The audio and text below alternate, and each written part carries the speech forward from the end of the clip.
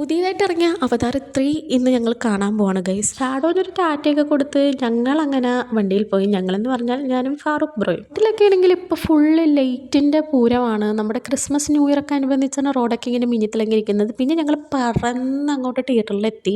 നമ്മുടെ പത്മ തിയേറ്ററിൽ എറണാകുളത്താണ് നമ്മൾ പടം കാണാൻ പോകുന്നത്. ബുക്ക് ചെയ്തേക്കുന്ന നൈറ്റ് ഷോ ആണ്. നമ്മുടെ പടം എന്ന് പറഞ്ഞാൽ ഒരു 10-15 ആകുമ്പോഴാണ് തുടങ്ങുന്നത്. നമ്മളൊരു 10 മണി കഴിഞ്ഞപ്പോൾ തന്നെ അവിടെ എത്തി. തിയേറ്ററിലൊക്കെ കയറി എന്നെ സീറ്റിലിരുത്തിയിട്ട് ഫാറൂഖ് ബ്രോ ഒരു സാധനം വാങ്ങാൻ പോയി. എന്ത് സാധനം വാങ്ങാൻ പോയെന്ന് വെച്ച് കഴിഞ്ഞാൽ ഇതായിരുന്നു ആ സാധനം.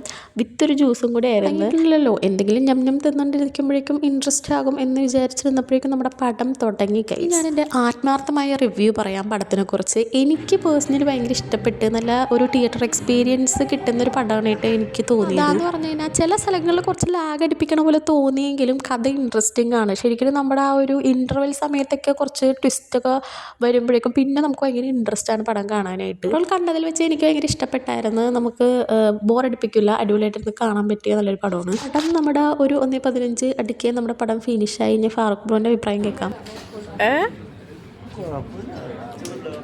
പടം കുഴപ്പമില്ലെന്നാണ് ഫാറൂഖ് ബ്രോ പറയണത്. അങ്ങനെ നമ്മൾ യാത്ര കഴിഞ്ഞ് നമ്മുടെ വീട്ടിലെത്തി. 2 മണിയായി ഗൈസ്. ഇനി നാളെ വർക്കിന് സോംബിയായിട്ട് പോകണമല്ലോ ഗൈസ്. വർക്കിന് പോകുന്ന ടെൻഷനിൽ ഞാൻ എൻ്റെ വ്ളോഗ് അവസാനിപ്പിക്കുകയാണ് ഗൈസ്. അപ്പോൾ ബൈ ഗൈസ്.